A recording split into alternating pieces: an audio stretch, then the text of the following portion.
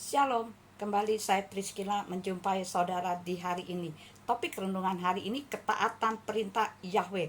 Ulangan 4 ayat yang kedua. Janganlah kamu menambahi perkataan yang aku perintahkan kepadamu, dan janganlah kamu mengurangi untuk memelihara perintah-perintah Yahweh Elohimmu yang telah aku perintahkan kepadamu. Nah, saudaraku yang terkasih, setiap firman yang keluar dari Bapak Yahweh tidak pernah main-main, saudara. Apa yang telah ia firmankan mengandung kuasa dan kebenarannya. Awal mula Bapak Yahweh membentuk manusia adalah dari dia dan untuk dia. Kolose 1 ayat yang ke-16. Sehingga semuanya untuk kemuliaannya. Dan ketika Yahweh memilih bangsa Israel menjadi umat pilihan dan memberi hak-hak istimewa kepada Israel agar bangsa Israel dapat menjalankan misi Elohim, yaitu memberitakan kabar baik bagi dunia sebagaimana janji Elohim kepada Abraham. Tetapi bangsa tersebut tidak dapat menjalani misi tersebut, melainkan justru menolak. Maka itu bangsa-bangsa lain dipilih oleh Bapak Yahweh dan diselamatkan oleh Bapak Yahweh. Roma 9 ayat yang ke-25.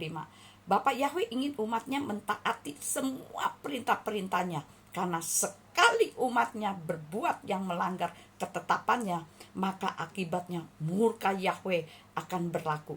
Nah, dalam hal ini bukan berarti Yahweh itu kejam, saudara. Tetapi dia mau manusia itu taat. Ketika bangsa Israel kembali bersungut-sungut, Yahweh memerintahkan kepada Mose, ambillah tongkat dan berbicaralah kepada bukit itu di depan mata mereka, dan dia akan memberikan air. Bilangan 20 ayat yang ke-7. Tetapi karena Mose marah kepada bangsanya, maka ia memukul bukit batu itu dengan tongkatnya 2 kali. Bilangan 20 ayat yang ke-11. Disitulah ketidaktaatan Mose akan perintah Bapak Yahweh. Nah, dari ketidaktaatannya Mose, maka ia tidak diizinkan masuk ke tanah perjanjian. Ulangan 3 ayat 26 sampai 27.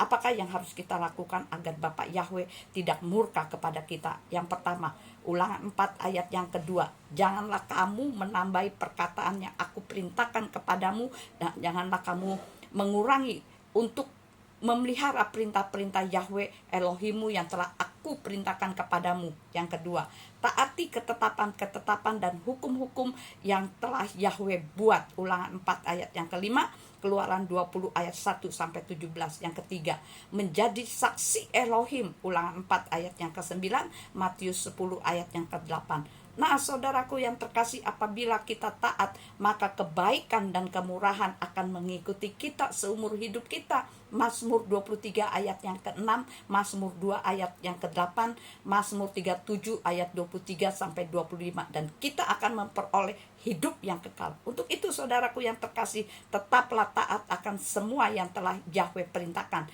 Jangan bermain-main lagi dengan yang namanya dosa. Jadi saudaraku yang terkasih, ketetapan yang Yahweh buat bukan untuk dilanggar, melainkan untuk ditaati. Nah, sekian renungan hari ini. Biar kiranya menjadi berkat dimanapun saudara mendengarkan renungan hari ini. Dan apabila saudara terberkati dengan renungan hari ini, kirim-kirim pada yang lain, sehingga orang lain pun akan menerima berkat melalui renungan hari ini. Tuhan Yesus memberkati. Shalom.